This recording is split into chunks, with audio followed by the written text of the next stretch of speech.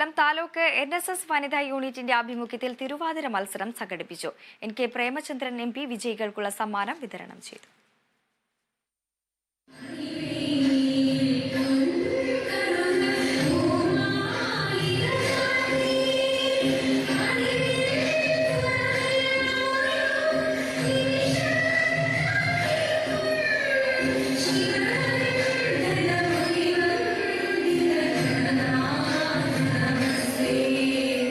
ധനുമാസത്തിലെ തിരുവാതിരയുടെ ഭാഗമായാണ് തിരുവാതിര മത്സരം സംഘടിപ്പിച്ചത്. കൊല്ലം താലൂക്ക് യൂണിയന്റെ കീഴിലുള്ള 15 ടീമുകളിലുള്ള മത്സരാർത്ഥികളാണ് തിരുവാതിര കളിക്കാൻ കരയോഗത്തിന്റെ നേതൃത്വത്തിൽ പങ്കെടുത്തത്. വാശിയേറിയ മത്സരത്തിൽ ഉമയനല്ലൂർ NSS കരയോഗം 1ാം സ്ഥാനം നേടി. ചെന്താപ്പൂർ C കേശവ് വിലാസം കരയോഗം 2ാം സ്ഥാനവും കുരീപ്പുഴ ശ്രീദേവി വിലാസം കരയോഗം 3ാം സ്ഥാനവും കരസ്ഥമാക്കി.